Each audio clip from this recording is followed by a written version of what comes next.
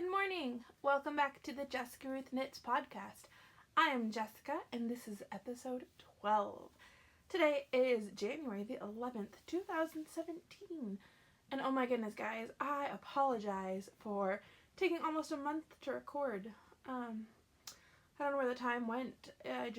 I've been working a new job, and between that or it being too dark inside or Tim being asleep, I just have not found a good time to podcast. So, thank you for sticking with me. If you are a new viewer, thank you for coming and checking me out. I really appreciate it. So, I love finding new podcasts to watch. So, I hope you guys like this one. Stick around, subscribe. There's going to be a lot of fun stuff going on. This is a podcast about knitting, about tiny house living, a little bit of homesteading thrown in. The lighting is going to be horrible because it's the morning and so it's transitioning, and I'm sitting in front of like our big picture window, so I have light, but it might be a little bit too bright sometimes. So we'll try to deal with it. If it gets too bad, I can move. For those of you who don't know, I'll just do like a little recap. We live in a tiny house and we are semi-off-grid, which means we have electricity and internet. But we do not have water, we don't have septic, that might be all we don't have. So we have water, we just don't have running city water or well water. So we do rain catchment systems for our water, and we live right outside of Hot Springs, Arkansas, and so they have free, the mineral, natural hot spring water. So we get that for all of our drinking and dishwashing and inside the house needs. For the rainwater catchments, we use that for all of our animals and for the garden and for all of kind of the outside water. So that's how we do water by living semi-off-grid. That said, we live in a tiny house, and we are in the process of turning a shed into a tiny house. So some of it is insulated, some of it is not. One side of the tiny house has electricity, this side it doesn't. So it's a chaos. We love it. It's super fun. We do everything debt free, and so as we have money to improve the tiny house, we do whatever we can afford. So really exciting. Maybe I'll just save all this for the end in case you guys only want to hear about the knitting. That's what I'll do. Okay, so remind me to talk about the tiny house afterwards.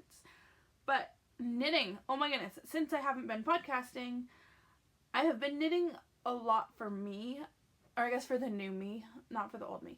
The old me didn't work, and so I had a lot of knitting time, so I could just crank things out. The new me, I just got a job at Starbucks, and I have been averaging like 35 hours a week, even though it's supposed to be part-time. So that does not leave much knitting time. So I've been doing a lot, all things considered, let's just say that. Let's start with finished objects. So I finished 2 pairs of socks. Yeah, 2 pairs of socks.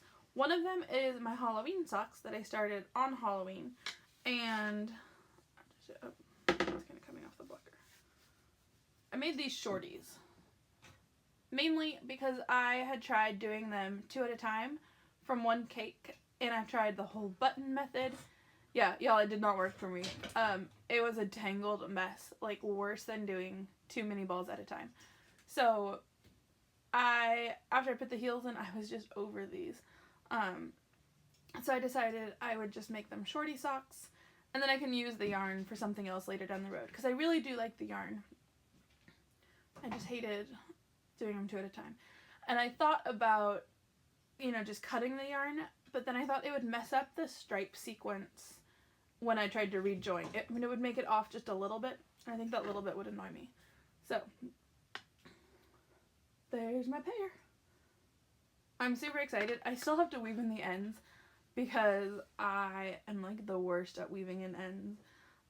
What I usually do is I'm so excited to finish something, and then I'll finish it and I'll just put it in a pile until I feel like having an ends weaving in party. And then I will have all these things to weave in all the ends. So that's usually how I do it. which I don't know why, because you think I would be totally excited, you know, to be able to wear these, but I'm more just excited to be able to knit something new. So, Halloween socks, this neon green, nope, there, okay, that's more like it.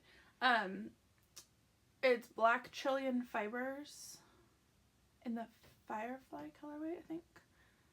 Oh, and I don't remember, this is Witch's Brew, I want to say. I've talked about what yarn this is, the Halloween-y yarn is, in my previous podcast. I absolutely love it.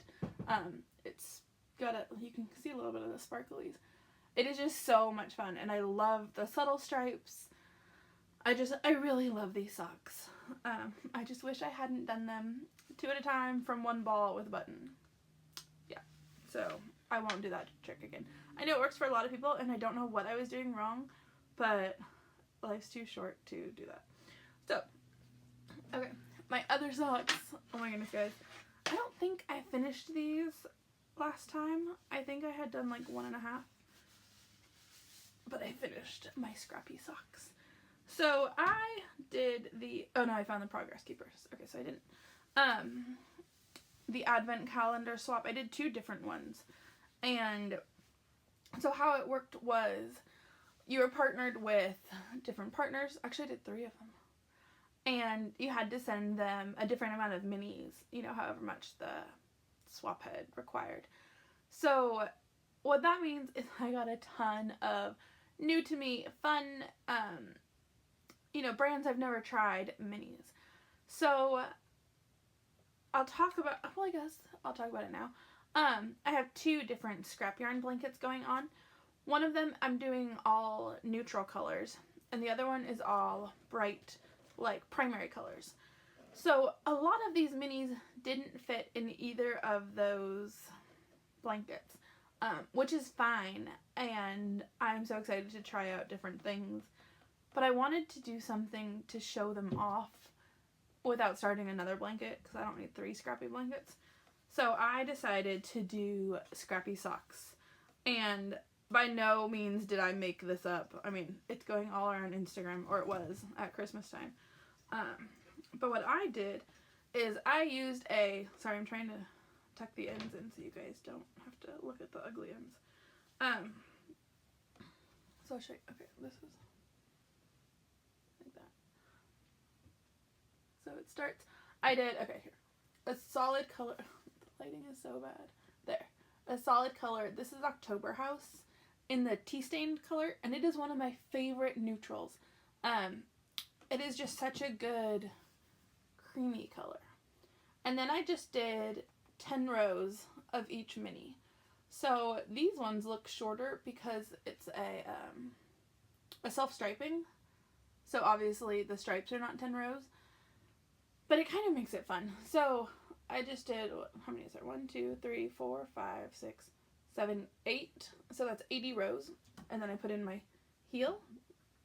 And then I think I did this 1, 2, 3, 4, 7, 8. Yeah, I did 8 back up. So that's another 80 rows up the leg. And then I bound off in that same tea-stained colorway. And so I did that for both. So I used the same colors, but not the same color placement, if that makes sense.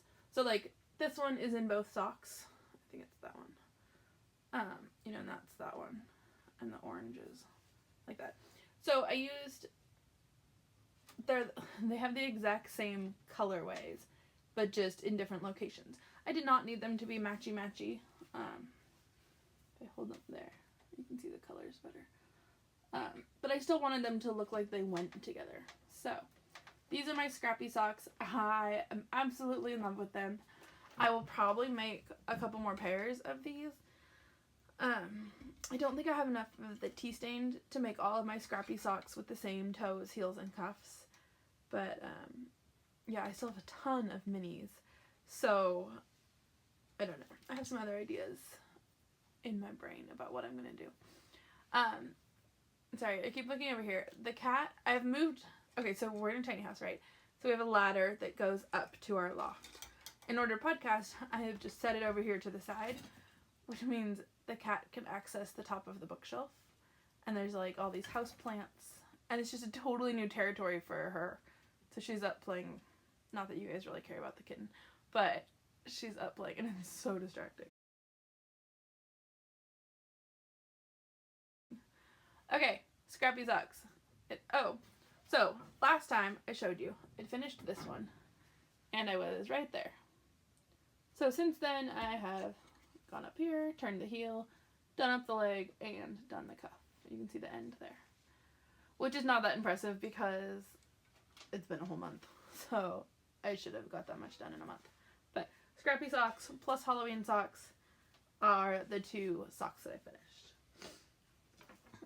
Alright, works in progress. I have a ton.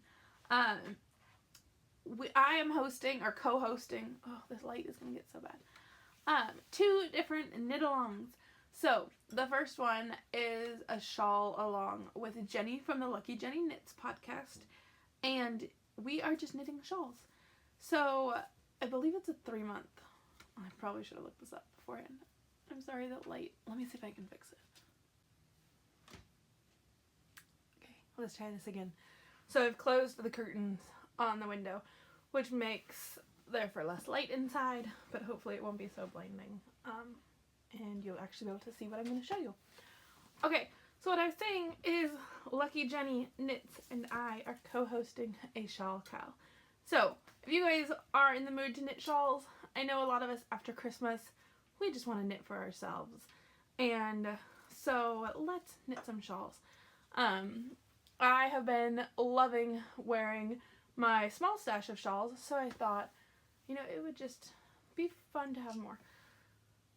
So, did I cast on 1? No, I think I cast on 3, maybe. But, yeah, they're just so fun and so addicting. Sorry, the cats are crazy. Okay, let's start with the one I cast on first. This is the On the Spice Market shawl. Now, I know a lot of you guys have already done this, and I'm really late to the party, but I'm still excited about it. I am using a, what's it called? A gradient kit from Done Roving Yarn. And I believe it's the Frolicking Feet gradient kit. So, this is how mine is looking. Isn't that going to be so fun? So, you start here, and you just go and go and go. It's got some short rows. And now, I'm starting, if I hold it this way, these little, like, dotted section, maybe? That's what you call it. So, yeah, these, I don't know if it's just me or if I was trying to watch TV, you know, and do them at the same time. They were a little bit complicated. So I need to sit down and try them maybe when I'm not watching such a suspenseful TV show and see if they're any easier or if it was just, you know, wrong place, wrong time. But, oh my goodness. On the Spice Market, I absolutely love it. I think it is going to be so pretty. But yeah, it's still pretty tiny right now. You know, like, maybe it could be like a bandana. Maybe. No. Okay. So, yeah. Now, this one, it's not one that I like to keep in the car, you know, just to work on here and there. Because you're constantly changing colors. You're constantly cutting the ends. You have to have all the different colors, you know, in your project bag. So, it more, like, you guys can see all the little ends here. So, it more lives at home, in front of the computer where I can obviously not watch TV and do it because I can't. But, yeah. So, it's super fun, super addicting because it changes so fast. It's one of those, like, okay, just one more wedge. Just one more wedge. I can do it. So, maybe I'll get re-inspired to do that one. Alright. So, and this is in my Knit One Lasso 2 project bag that was lovingly sent to me. You guys can see the tag. There. Knit One Lasso 2. And she is down in Texas and sent me this super cute project bag. This is like the absolute perfect size.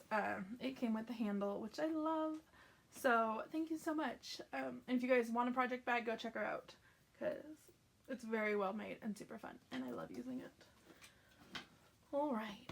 What Okay, the next shawl. Oh, and it has my medication in it. Let me get it out of the bag. Here. Oh, it's just headache medication. I was working on this at work. Yeah, I need lots of that. Okay. This one is the Summer Camp shawl, and it is by Laura Eiler? Yeah, Laura Eiler. It's Aylor. And oh my goodness. Okay, this is in my Hugh Loco Grocery Girls yarn, which I ordered back when I went to Hawaii for my sister's wedding. And it came, and I was absolutely in love with it, and I just put it in my stash until I had the perfect project. And oh my goodness. Okay, so once again, yeah, that's right, it starts there. Now, you kind of can't see. Okay, see how it has these scallops along the edge? Isn't that fun? So, yeah, it's a little bit bigger than the other one. This one is super easy, super mindless. The only thing you really have to pay attention to is this is not done with short rows. It's like you increase and then decrease. So the rest of it is garter stitch, but when you get to here, you just have to know if you're increasing or decreasing and where you are in the pattern. Other than that, it is so fun. It is so squishy. Oh my goodness. I'm knitting this on my Chagoos. I'm pretty sure these are 5s. I don't think they're marked. Chagoos are my favorite. These are my fixed ones, so they're not my interchangeables. But, yeah. It is so squishy, so pretty, so girly, but modern, but simple. So I think it'll be so fun. So, yeah. And it's summer camp. So that is shawl number 2. Okay, so I did cast on 3. Because I cast another one on last night. So let me show you the yarn. This color is the Grocery Girls. Again, it's from Hugh Loco. I don't know if it'll get any better like that. She dyed this yarn with them in with the Grocery Girls. If you guys don't know, they have a podcast. So she dyed this yarn with them in mind, and it turned out gorgeous. There are specks of purple, yellow, blue. It is just so fun. And it is so subtle. And the way it knits up, let me see if I can. It's just like, it's so pretty. So, then she made these coordinating skeins to go with. Come here, kitty kitty. You gonna come say hi? You guys remember our duck? Does not want to say hi. She made these coordinating skeins to go with the Grocery Girls. So she did this one. She did a blue that matches like this blue here. But by the time I got to it, this was the only one left, I think. So I am absolutely thrilled that this is the one I got because I love them. Love them together. And I would love the blue just as much, I think. But yeah, the purple is making me happy. So this is a knit on break at work shawl. Because it's super easy and I can do it. So a lot of times when I'm on break, you guys hear the roosters again? I'm sorry. Although a lot of you said you liked them, so maybe I'm not sorry. It's just part of the podcast is you get some ambient farm noises. A lot of times at work, I will be sitting there with my iPad, you know, my headphones on, and I'm knitting, and people will come up and just start talking to me. So I try to have a project that if somebody starts talking to me, it's not going to totally mess me up. Because I love being able to talk to people, and I don't want it to seem like my knitting is more important, you know, than talking to people. So I always try to have a simple project. Oh, and I made this project bag. So this,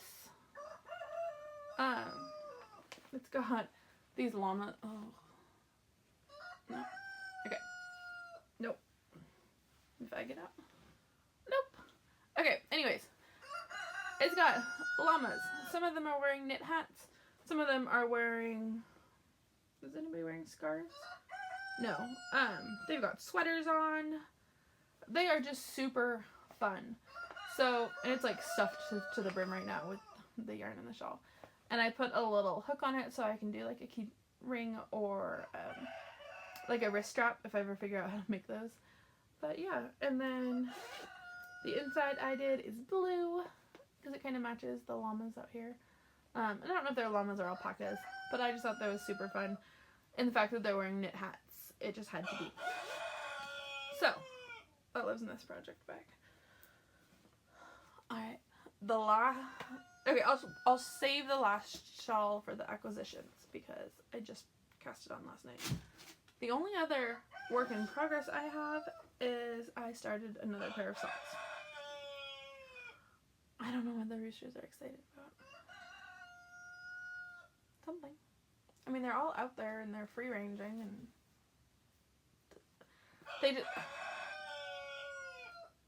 they call to their rooster buddies. And normally they'll do it, you know, if they want them to come over and see something. But they're all out there together. So I don't know what they're crowing about. I don't know if one has found some bugs, maybe. Who knows? But anyways. These are probably almost ready for the heel. I cast these on Christmas Eve. I have not been working on them very much because I've been working on all my shawls. But this is the Blueberry Waffles pattern. And I'm just doing it, this is the top of the foot. Obviously they are toe up. This is the back, so it's just stockinette. The yarn is Gnome Acres. There's no place like Gnome. And it is, good grief, I'm sorry. I don't know if you can, yeah, can you kind of see the sparkle? Yeah, it's got sparkle in it. I bought this 3 years ago maybe. I just found it in my stash. So I thought it was Christmassy. It's kind of like all the colors together. So, let's see if I can put it on the sock pucker. It'll be sideways, but whatever. We can see how far it is.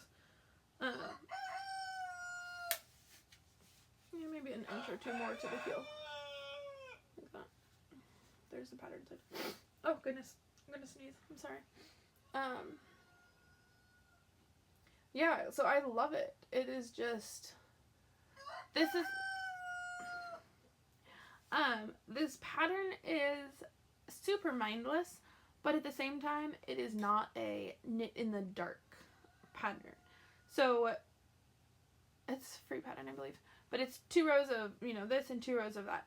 So, while neither row is anything complicated, you just have to know, have I done 1 or 2 rows of the previous section? Because otherwise it'll mess up the pattern. So, usually if Tim and I go to the movies, we call it movie knitting.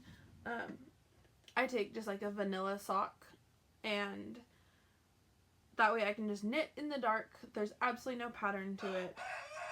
And I can, you know, get something accomplished in the movies. So this is not movie knitting because every 2 rows you have to change. So it kind of just, it's shelved, and then when I feel like working on a sock, I pick it up. And I mean, I love it. It's super squishy. This pattern, everybody's made this pattern, and I assumed I had too, but I looked at my projects and I don't have any blueberry waffles. Oh, sorry, my grandma was texting. So I figured it was about time that I joined the bandwagon late as usual and made some blueberry waffles. So super fun. I love them. I just get more excited about the shawl knitting. So that's kind of taken over what I've been doing. Okay, so that's, oh no, I have one more work in progress. It's hiding. Okay, sorry. So before I got interrupted with the lights and the cats, I had started saying that I'm hosting 2 knit-alongs, and I told you about one. Well, the other one is with Jessamine of the Knitted Towel podcast, and she is a doll. She's down in Texas, and I'm bummed that I found her after we moved to Arkansas, because she lives in Austin, and we used to live right on the outskirts of Austin. and I feel like we could have been really good friends in real life. Not that this is not real life, but you know what I mean. Like, we could have physically gone somewhere and knit together, and we would have had a blast. But if we can't do that, this is the second best. So we are hosting a year-long knit-along. Now, this knit-along is a garment along. I have talked about it in previous episodes. I really want to knit more garments for myself. Obviously, I want to knit more accessories too. And last year, I knit socks for everybody. And while I still want to knit socks, because who doesn't want to knit socks, I want to focus more on like a handmade wardrobe. And so obviously I'm a bigger person, and I am working on losing weight. And I'll talk about that more again at the end for those of you who don't really care, but it ties in. So I'm working on losing weight, and I find myself queuing all these Ravelry projects, and I tag them skinny, so that I'll knit these for me when I'm skinny. And I'm just like, I'm tired of only wanting to knit projects later when I'm skinny. And not that skinny is my goal. I want to be healthy. I just mean when I'm not as big as I am now. So, yeah, so it kind of got me thinking, like, I'm just going to knit garments for me where I am now. And if in a year they don't fit, that's great. I can rip them out and I can make something new. Or I can just have them, or pass them on to somebody who they do fit. So, because my thinking is always, I don't want to waste the yarn, I'm not going to fit into them in a couple months. But I'm not losing weight that dramatically that they won't fit, in a couple months. So, that's it. I wanted to make this year a year of sweaters and of garments for me. And Jessamine and we kind of combined forces and created this knit along. So what we're doing is you can knit a garment for a human. So baby sweaters totally count. If you have kids and you want to knit kid sweaters, those count too. And I believe we set up to a poncho, like not a little like capelet poncho, but like a full-size poncho, where it's miles of stockinette, would count as a garment. Now, we're not going to count shawls, not cowls, and not baby sweaters, not dog sweaters. You guys get the picture.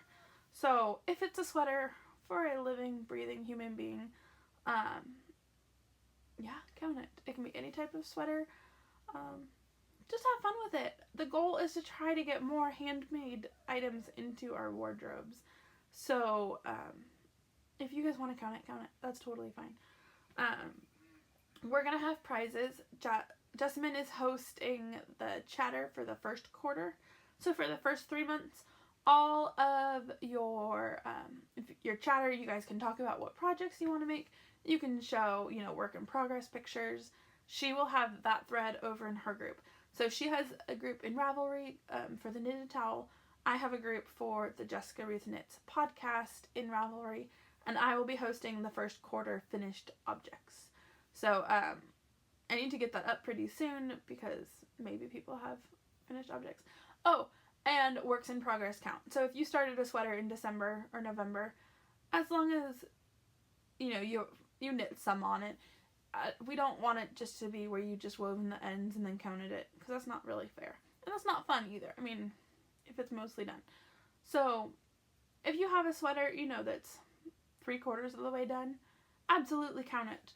So I will create that finished object thread in my group and host it for the first 3 months, and Jessamine has the chatter. And then we'll flip-flop, so I'll have the chatter and she'll have the finished objects. Now we're going to be pulling prizes, so she'll pull prizes from the chatter, I will pull prizes from finished objects, and I think at the end we'll do like a grand finale prize from all of like the cumulative chatter and the cumulative finished objects. So, lots of opportunities to win. You have a whole year to knit. I mean, even if you just want to knit a baby sweater in a year, you guys can totally do that.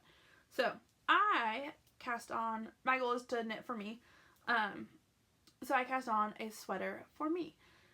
Now, I do have a few sweaters in my arsenal, but I also got a job at Starbucks. And at Starbucks, you have to wear, your main clothes have to be neutral colored. So like this, browns, navy blues, blacks, etc. I have been wearing accents like this with a little bit of color. Because color is allowed. I just can't wear like all of my fun Stephen West shawls and colors. I think they're a little bit too neon for Starbucks. So I wanted to knit a sweater that I can wear at Starbucks. Yeah, so I'm doing brown because A, I had it in my stash, and B, it is an absolute, complete, undeniable neutral for Starbucks. So I'm knitting the 1999 sweater from Tin Can Knits. So it's 1999 by Tin Can Knits. And it is a top down. And I should have put it on bigger needles to show you. So it's got the raglan sleeves. The back is just stockinette. Here's another sleeve. And then the front is, let's see if I can open it. Maybe you can see it up there. No, not really. Well, it's like this meshy, I don't know how to show it very well. There, kind of like that. There. Can you see it if it's on my shirt maybe? No. Okay, whatever. So the front is like this mesh patterned yarn rubbers and knit to center double decrease, I don't know, something like that. So it's super fun. It does take a little bit more concentration right now, only because you're doing the increases right here. And so that is the only, like, these little triangle wedges are the only part you really have to pay attention to on the front to make the mesh line up. So once I'm done, once I'm down to here and it's just straight knitting down the front, it'll be, mindless, because you'll be able to read it. It's just the getting it set up in these little triangles right here as you're increasing. It's not hard at all, but you need to concentrate a little bit more. So, and then obviously, once you're going around the sleeves and the back, it's just stockinette with increases at the markers. So, super easy, super fun. I am using Barocco Vintage. I don't think they have colorway names. I probably have the number written down. And it might be my Ravelry projects, but it's just a brown. It's like football brown. And I have 5 skeins. So I have knit sweaters with Barocco Vintage before, and I think I average 5 skeins. So hopefully this one should be fine. I'm not sure if the mesh will eat up, that's the back side, but you can kind of see it. If it'll eat up more yarn, or less yarn, I don't know. I have no idea.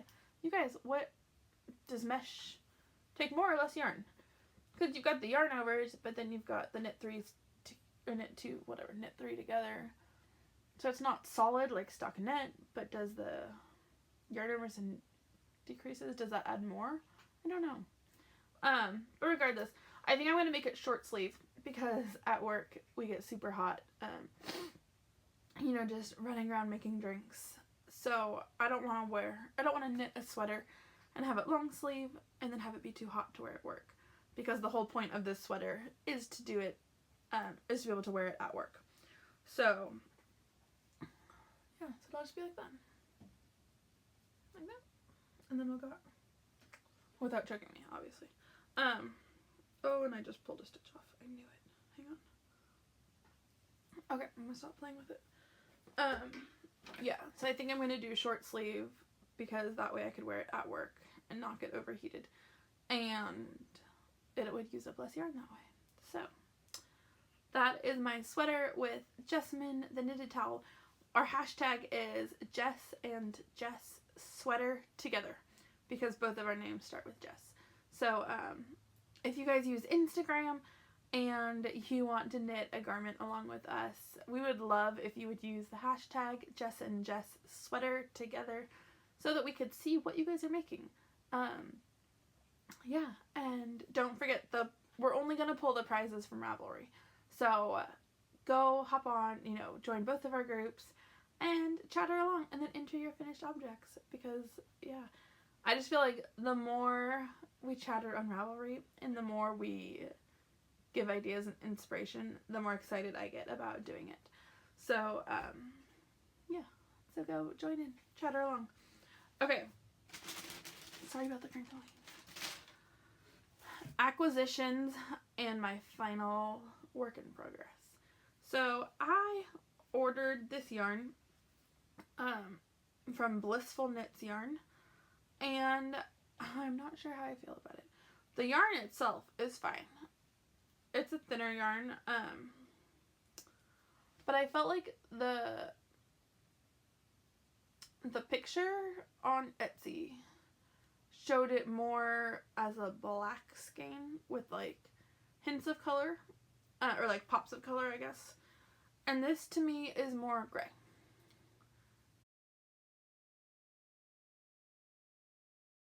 So like I would not call that a black skein. Yes, it has black in it, but overall it's a lot lighter than I thought it was. I mean, it's pretty. It's just not what I was expecting, if that makes sense. So it's, I don't know, it's just way lighter, so not exactly what I wanted. But I know that is the gamble with Etsy, and usually, even if something is different from what I thought it was, I love it. This one is just so much, I don't know, I thought it was a dark skein, and I consider this a light skein. So, I don't know. I'm going to let it sit in my stash. It might end up being a giveaway. It's pretty, it's really pretty if I wasn't expecting something different. I mean, nothing against this yarn, but I was just thinking it was a dark skein. And it's got a ton of white and gray. Yeah. So, we'll see. I might get inspired to use it, but I was going to make these really pretty dark socks, and the color is Hemingway. And again, it's Blissful Knits yarn, or just Blissful Knits. Like that. And she had a lot of pretty colors on her Etsy page. I'm hesitant to order again because it was so different than I felt it was advertised. And I went back, even after I opened it, to look and see if it was just me remembering it wrong. And I don't think it was. I think it looks way darker on Etsy. So, we'll see.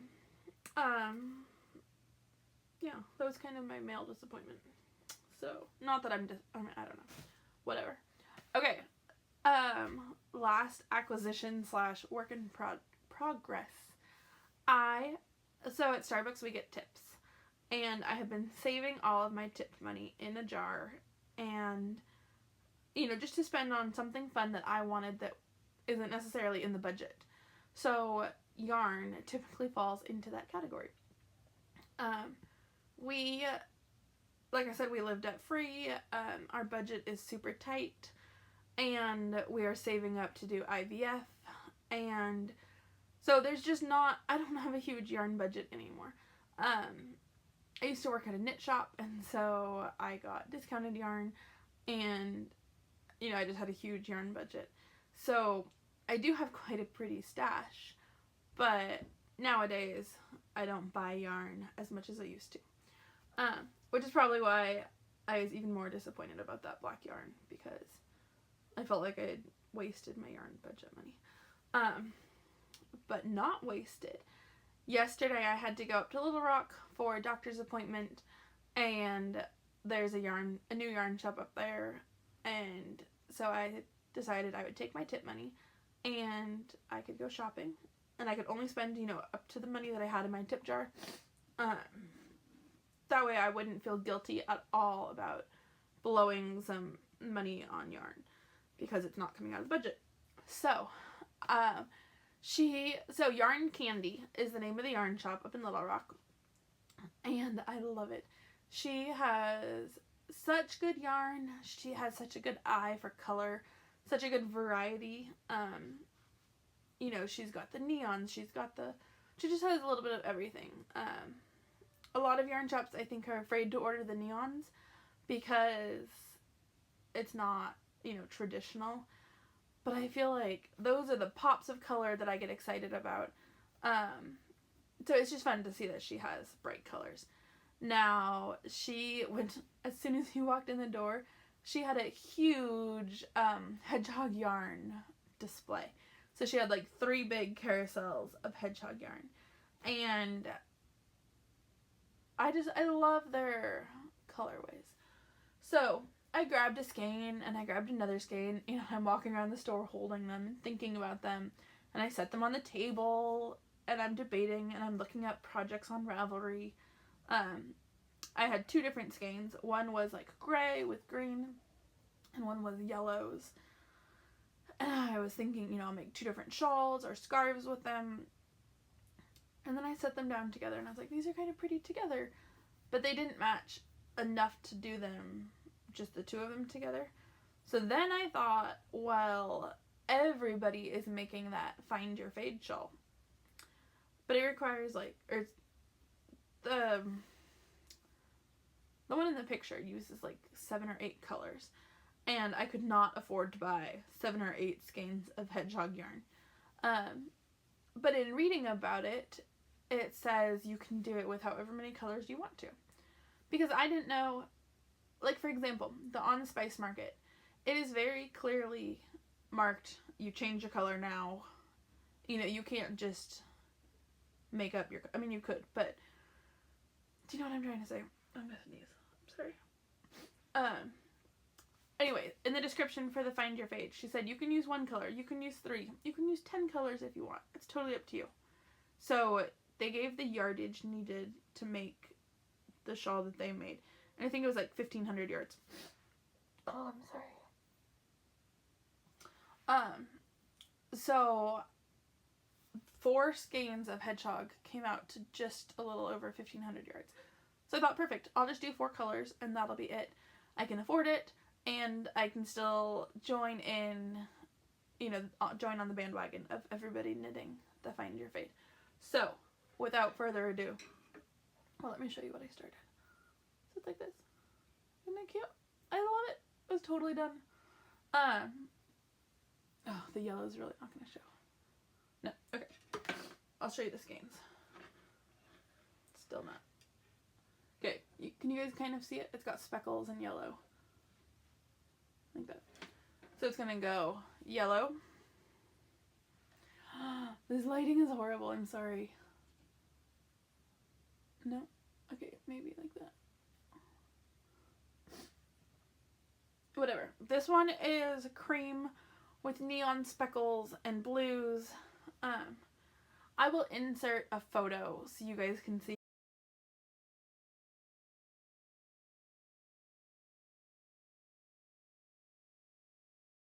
it better, because this lighting is horrible. But it's gonna go like this. Then this is the other one. I'm gonna sneeze. I'm sorry. Oh, I don't want to sneeze on camera. And like blow out your earphones if you're wearing earphones. This is the one I'd originally, this one and the yellow one, I was walking around with. There, you can kind of see the yellow now. In the store. And I was gonna do 2 different shawls out of.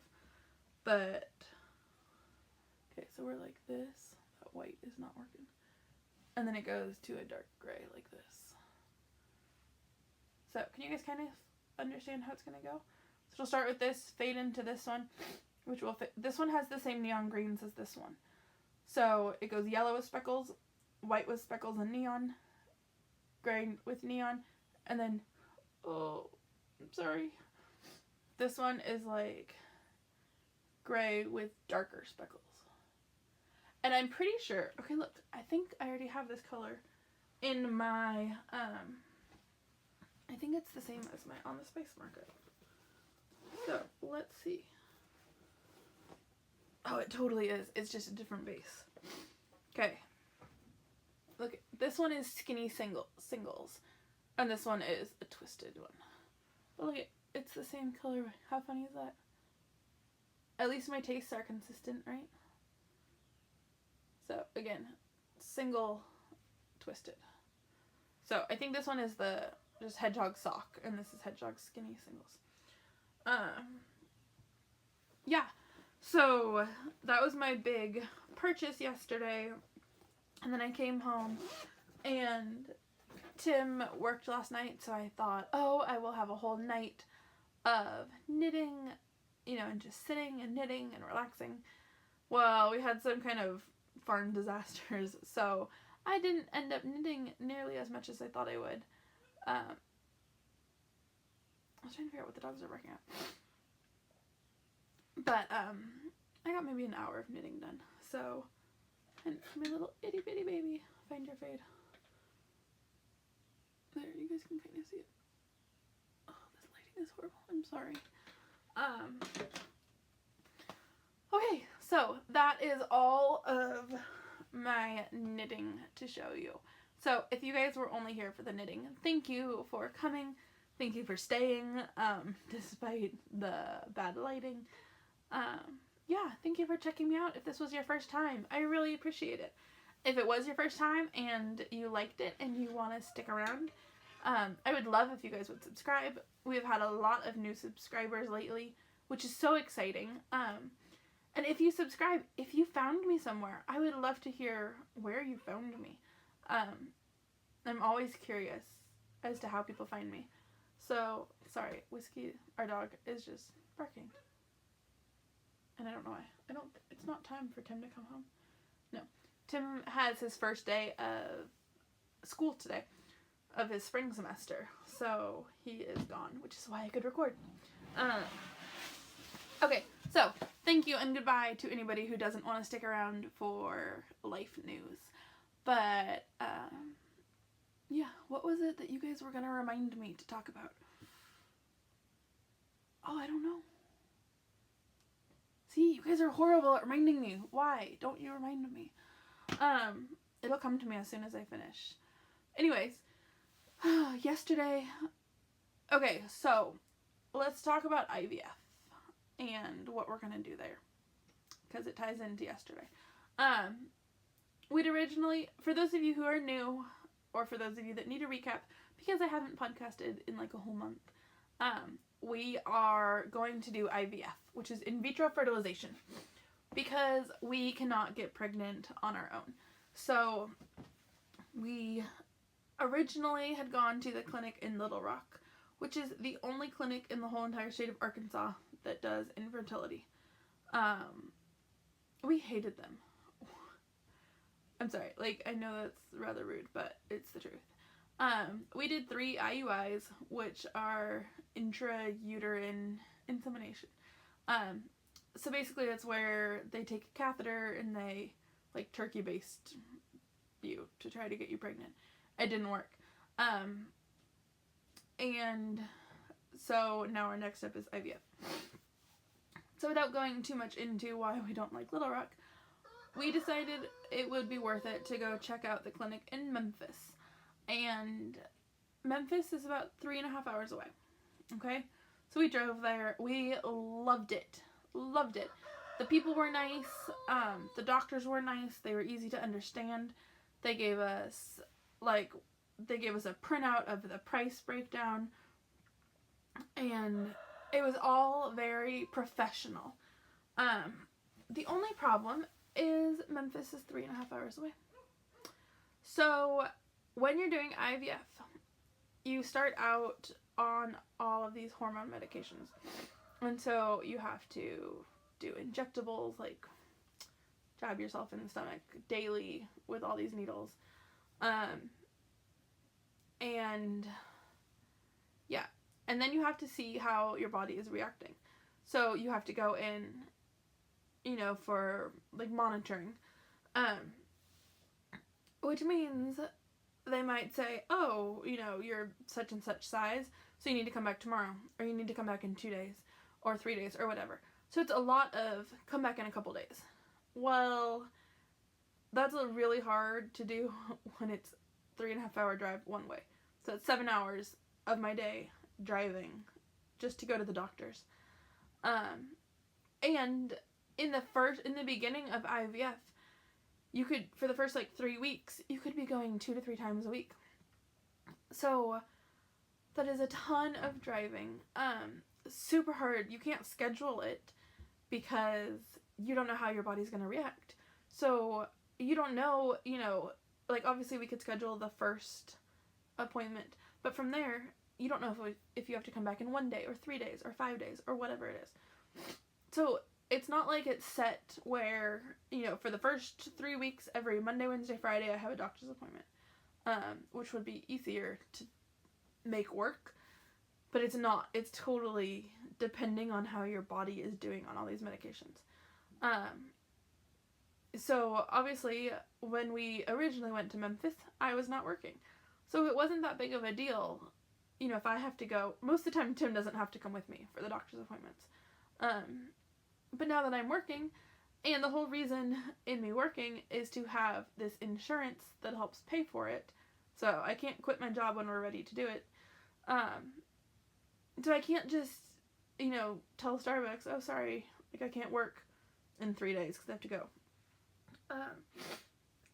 And they're super quick appointments. Like, you just go and it's monitoring. So they do like a little ultrasound and then say, okay, you're good to go. Come back in such and such day. So that got us thinking that maybe, even though we hate the Little Rock Clinic, maybe we need to go back to Little Rock. Because if Little Rock says, come back in 3 days, from whatever appointment, well then, even if I'm working that day, I can make it work where I can go in the morning or in the afternoon after I get off work. Because it's not a 3.5 hour drive. Does that make sense? So, I don't know. We have a couple months to decide because my insurance, I don't think it kicks in until May. Maybe April. But it's only January. So we have a couple months to decide and to see kind of what happens. But I want to have all of the information so that we can make a good decision. So yesterday I went up to Little Rock to talk to them about doing IVF. And again, I was just reminded of why I don't like that clinic. The staff is not friendly. So you walk in and it's like, okay, so we walk into Memphis, and it's, hi, how are you? They're just welcoming. You walk into the staff, the lady didn't even say hi to me. And then, so I said hi to her, and then she's like, sign your name on the form. So you have to sign in, and then she doesn't even say, have a seat, we'll be with you in a moment. Like, nothing. So you're already going through this hard journey of infertility. You already feel like crap, because your body can't do a simple thing like get pregnant. And then you go to a clinic where they're just like, they could care less if you are there or not. And even the lady, that called my name, like the nurse that took me back, she just comes out to the lobby and is Jessica. And then there's nothing like, oh, hey, how are you? Like, there's no small talk. And nothing, I don't know. The doctor is fine. He's nice. Yeah, so I have nothing against the doctor, which is hard because it's all just the staff. So, do we put up with the staff to do IVF? Because IVF is going to be so awful to do anyways.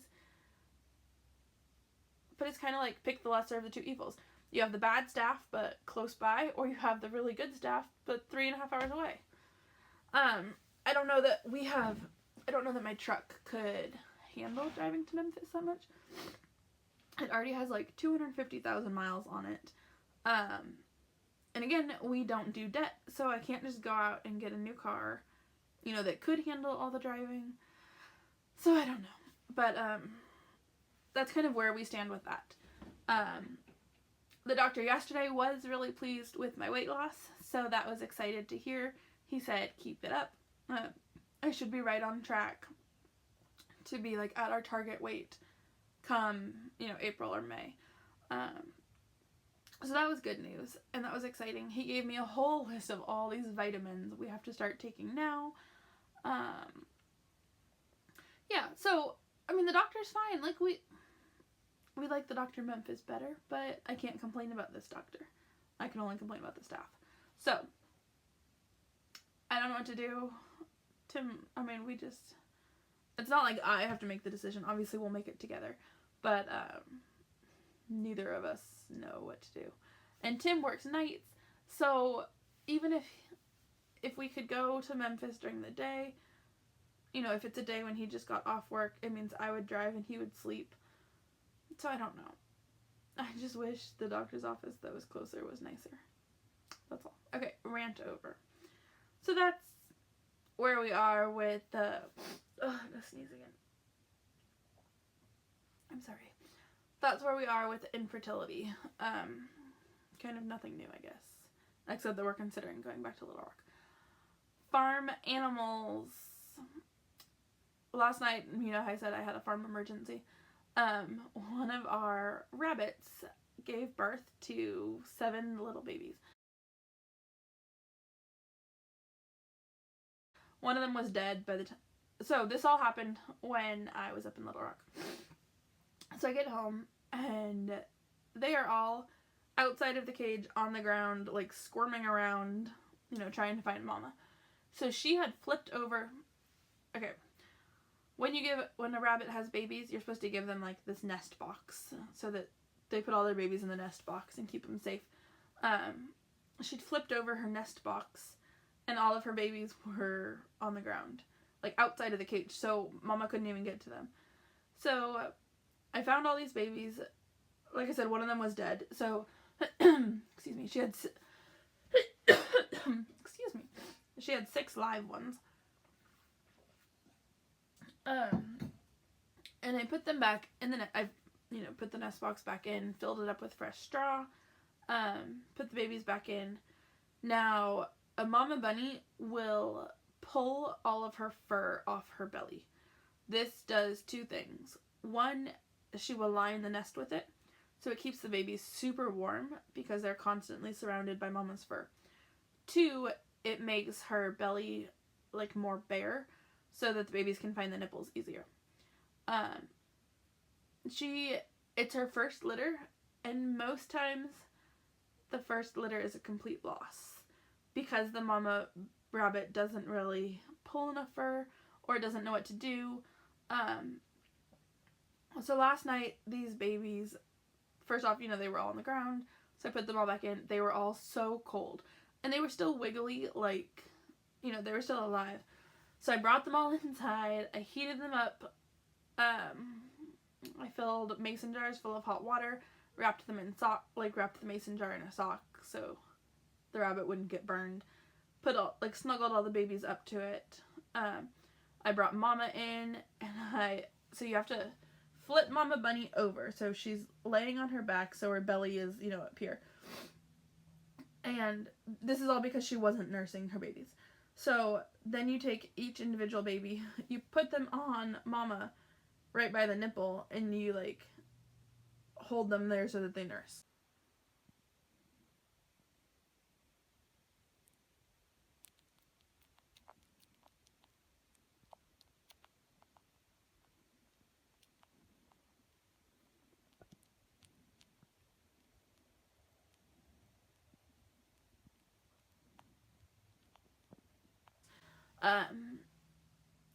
And usually after mama feeds them this way, most of the time, okay, if everything goes smoothly, she'll just have the babies in the nest box, she'll feed them, and they're fine. But the first litter is always the hardest. So she didn't really know what to do, so I kind of force fed them on mama, hoping that she would get the point, that, oh, I need to feed these babies. So they all got bellies full of food last night. I put them all back outside in the nest box inside the rabbit cage, and this morning they were all dead, which I figured was going to happen the way she wasn't taking care of them, and she didn't pull enough fur, and it is her first litter, so most of the time it's going to be a loss anyways. But I was so sad because I tried so hard last night to save them, and it's just not feasible to bottle feed baby rabbits if the mom's not going to take care of them.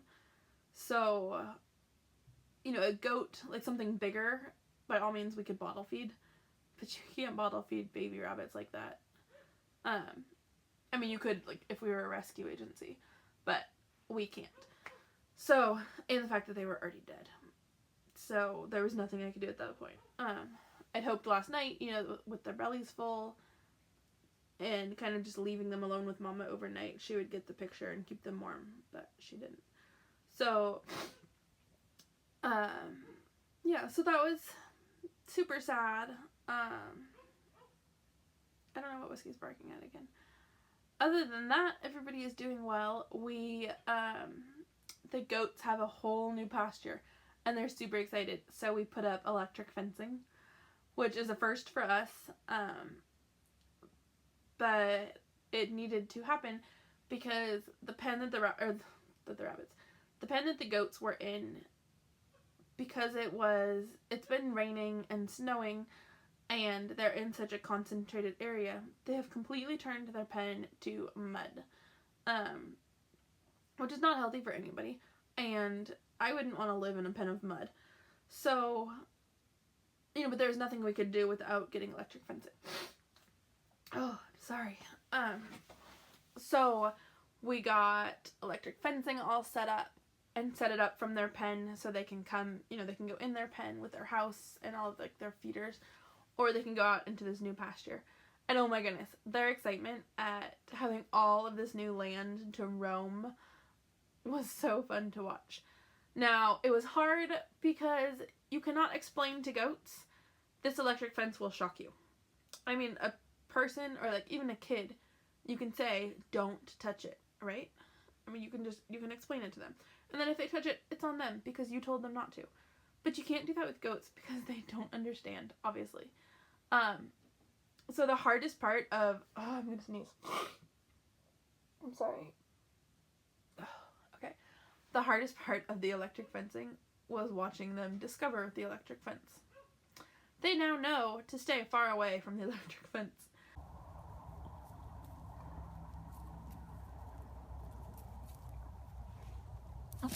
Oh, get out of it. Ambush. This is not very effective. Oh, ambush, get out of it. He got out of it.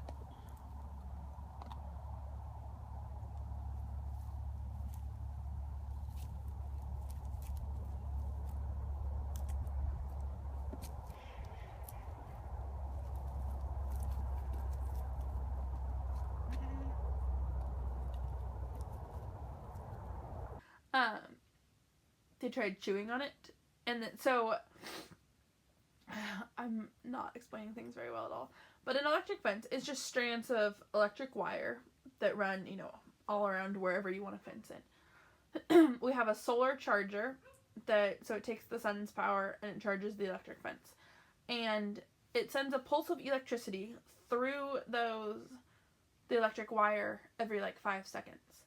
So you might touch the wire the first 4 seconds and not get shocked, but as soon as that 5th second comes and it sends that charge, it's going to get you. So one of the goats went out and started chewing on this wire, and she must have caught it right at the good time where, you know, she had 4 whole seconds of not getting shocked, and then it shocked her. And it's hilarious, but it's sad.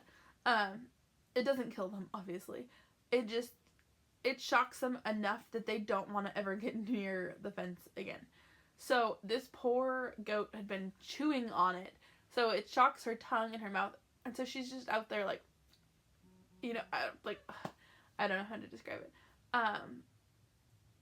Yeah, she won't go near the fence again. The first time we put up the fence, we didn't do it tight enough, and so Ambush, the male goat, went to go discover the fence, and it shocked him, and instead of going backwards into his area, he charged forward and took down the whole fence.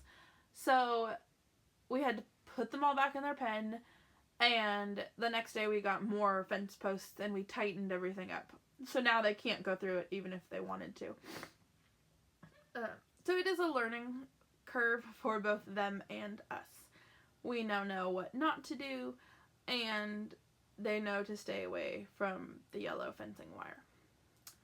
But they're enjoying, they have a ton of land now that they can go explore. They have, like hill areas, like woodpile hills. Yeah, so they're loving it. And we found them like this big old electric spool. It's not electric. It's like from the electric companies, you know, the big wooden spools that they have the wires and cables on. I'll try to insert a picture.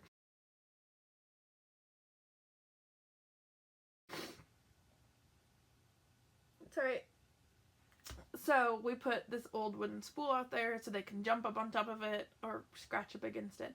So they are having a fun, grand old time in their new area. In 2 weeks we are getting pigs, so we will have piglets around, which is another reason we needed to go ahead and get the electric fencing up. Oh, I'm sorry. Yeah, I don't know why all of a sudden I'm so sneezy. But pigs are coming. I'm so excited. They will be weaned from their mama on the 18th, I think. So we're going to go get them on the 20th. Yeah. Sorry, it's 10. Yeah, I think that's all the news, all the updates. The tiny house, we got a wood stove going in it. So for Christmas, my grandparents gave us the rest of the wood stove piping that we needed. So we have been furiously burning fires in our wood stove. It keeps the tiny house so toasty. It is so nice. Yeah, we're putting up a pallet wall. Tim gets free pallets at work. So we have been disassembling them and putting them up on the wall.